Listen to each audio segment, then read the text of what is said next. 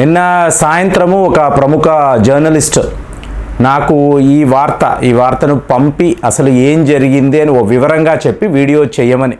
అంటే నేను కూడా న్యూస్ వచ్చిన వెంటనే ఈ వీడియో చేయాలి. సో ఇప్పుడు నేను ప్రస్తుతం చెన్నైలో ఉన్నాను. చెన్నైలో ఉండి వీడియో రికార్డ్ చేస్తున్నాను. చూడండి, స్విట్జర్లాండ్లో ఒక పీస్ సబ్మిట్ అని చెప్పి జెలెన్స్కై చేసిన ప్రపోజల్, అంటే 10 పాయింట్స్ పీస్ ఫార్ములా అని చెప్పి వీళ్ళు చెప్పారు. సో భారత్ని పదే పదే మీరు రావాలి అని చెప్పి కోరుకున్నారు. ఇక్కడ ఏం జరిగింది అంటే రష్యాకు యుక్రెయిన్కి మధ్య యుద్ధము 2 ఏళ్ల పాటు యుద్ధం ఇలా కొనసాగుతూనే ఉంది. ఇంకొక 10 ఏళ్ళు అయినా కూడా ఈ సమస్యకు పరిష్కారము ఉండదు అని చెప్పి మీకు ప్రపంచ స్థాయిలో యుద్ధ నిపుణులు అందరూ మాట్లాడుతున్నారు. అలాంటిది యుద్ధాన్ని కొలికి తీసుకురావాలి. దీని గురించి ఒక పీస్ సబ్మిట్ మంచి విషయమే కదా. కానీ ఇక్కడ ఏంటంటే అమెరికా, నాటో, యూరోప్ యూనియన్ అన్నప్పుడు ప్రతి ఒక్క విషయంలో కూడా డబుల్ స్టాండర్డ్స్ ఉంటాయండి. అంటే నీతి నిజాయితీ అనేది వీళ్ళకు ఉండదు. ఎథికల్గా ఏ పని కూడా వీళ్ళు చెయ్యరు. అలాంటప్పుడు వీళ్ళు ఏం చేశారు, స్విట్జర్లాండ్ అంటే ఒక న్యూట్రల్ కంట్రీ. మీకు World War I అనండి, World War II ఇదంతా మీరు గమనించారనుకోండి, స్విట్జర్లాండ్ ఎప్పుడు కూడా న్యూట్రల్గానే ఉంటూ వచ్చారు.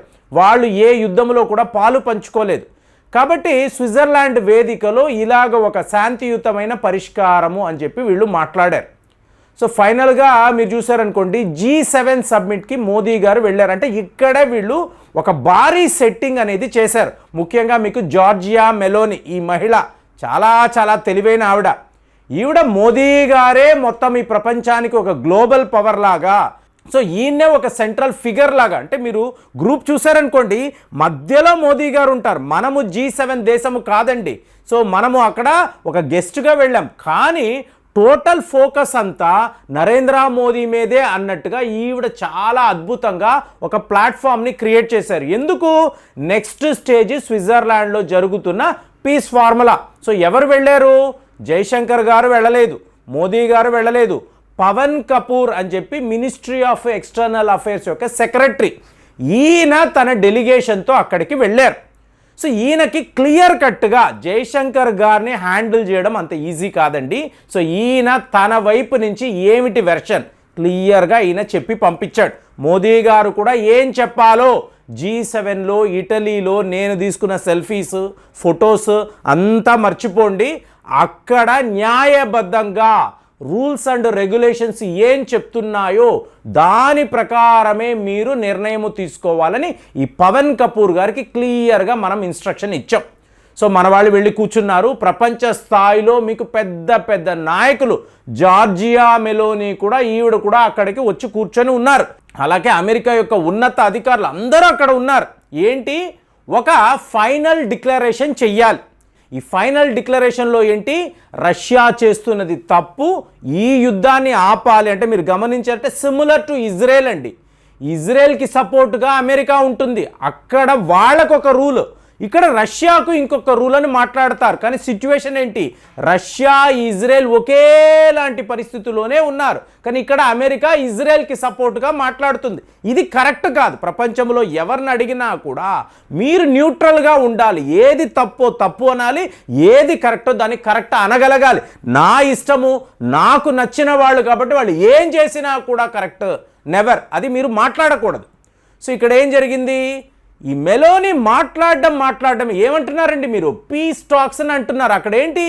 శాంతియుతమైన పరిష్కారము అని చెప్పి మాట్లాడుతున్నప్పుడు మెలోని ఏం చెప్తున్నారు? మేము అందరము కలిసి ఒక నిర్ణయం తీసుకుంటున్నాము, రష్యా మాత్రం యాక్సెప్ట్ చేయకపోతే తీవ్ర పరిణామాలు ఉంటాయంటే బెదిరిస్తున్నారు, హెచ్చరిస్తున్నారు రష్యాను. అలాగే పోలాండ్ వాళ్ళు ఏం మాట్లాడుతున్నారు? ఆల్రెడీ రష్యా ముక్కలు అయిపోయిన ఒక దేశం. ఒకప్పుడు సోవియట్ యూనియన్ మహాసామ్రాజ్యం, 15 దేశాలు ఇవాళ ఎలాగ ఉన్నారు? అందరూ విడిపోయారు. ఇంకా 100 ముక్కలు చేస్తాము రష్యాని. అంటే ఇదంతా వింటున్న పవన్ కపూర్ గారికి ఎలా ఉంటుంది? ఒరే, మీరు అందరూ కూడా శాంతియుతమైన పరిష్కారం అన్నారు, ఒక మంచి డిసిషన్ అన్నారు, పాజిటివ్గా ఉండాలన్నారు, ఏం మాట్లాడుతున్నారు? మీరు రష్యాను దూషించడమే పనిగా పెట్టుకున్నారు, తిడుతూనే ఉన్నారు. ఇది కరెక్ట్ కాదు. ఇక్కడ చైనా వాడి యొక్క స్టాన్స్ని చూడాలండి.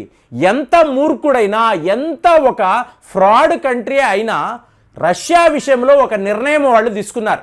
వాళ్ళు ఏం మాట్లాడారు అంటే మాస్కో యొక్క పార్టిసిపేషన్ లేని, అంటే రష్యాకు యుక్రెయిన్ మధ్య యుద్ధము, సో యుక్రెయిన్ దేశానికి సంబంధించిన వాళ్ళ అధ్యక్షుడు కూర్చొని ఉన్నాడు, అతనికి సపోర్ట్గా ప్రపంచంలో ఉండే మహానాయకులందరూ స్విట్జర్లాండ్లో ఉన్నారు, అందరూ జెలెన్స్కై మేము నీతో ఉన్నాము నువ్వేం భయపడకు అని చెప్పి ఏకంగా 50 బిలియన్ అమెరికన్ డాలర్స్ రష్యా డబ్బును తీసుకువెళ్ళి యుక్రెయిన్కి అప్పచెప్పారు.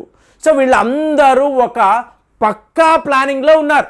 ఈ టైంలో చైనా వాడు ఏమన్నాడు, నేను అక్కడికి రాను, స్విట్జర్లాండ్ రాను, మీరు చెప్తున్న ప్రపోజల్ ఒట్టి వేస్ట్, దేనికి పనికి రాదు అని చెప్పి చైనా వాడు అబాండన్ చేసేసాడు, టోటల్ మీటింగ్నే వద్దు అని అన్నాడు.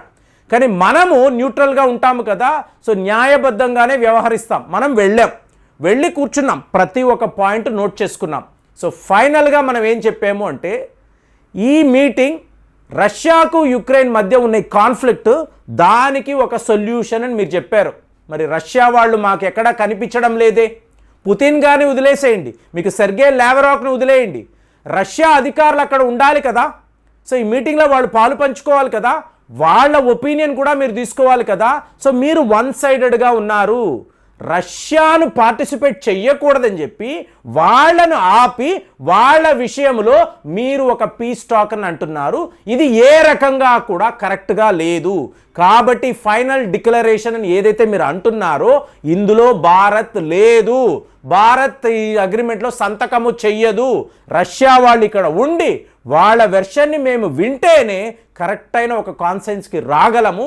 అలాంటి పరిస్థితి ఇక్కడ లేదు. కాబట్టి ఎంతమంది మా మీద ఎలాంటి ఒత్తిడి తీసుకువచ్చినా భారత్ మాత్రము ఈ ఫైనల్ డిక్లరేషన్లో సంతకము చెయ్యదు అని చెప్పి ఒక అతిపెద్ద షాక్ని అమెరికా, అక్కడ ఉండే నాటో దేశాలకు మనం ఇవ్వడము, ఇవాళ రష్యాలో ఒక పండుగ వాతావరణం.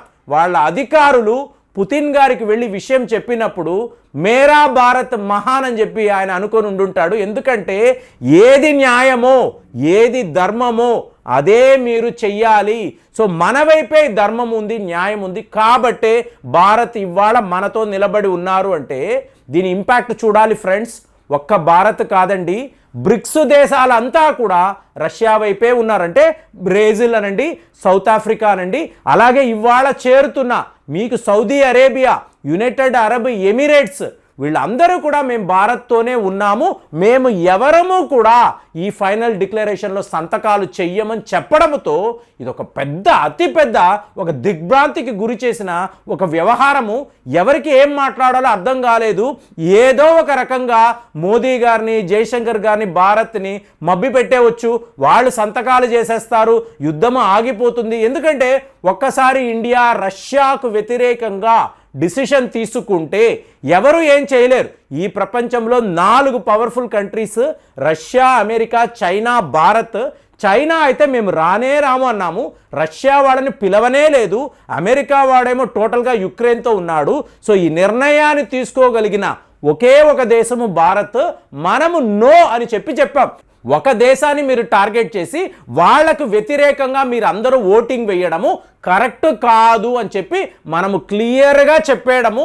దీనిని మన మిత్ర దేశాల అందరూ కూడా yes boss what you said is correct అని చెప్పి వాళ్ళు కూడా ఒప్పుకొని మేము కూడా సంతకాలు చెయ్యమని చెప్పడము చాలా చాలా గొప్ప విషయము.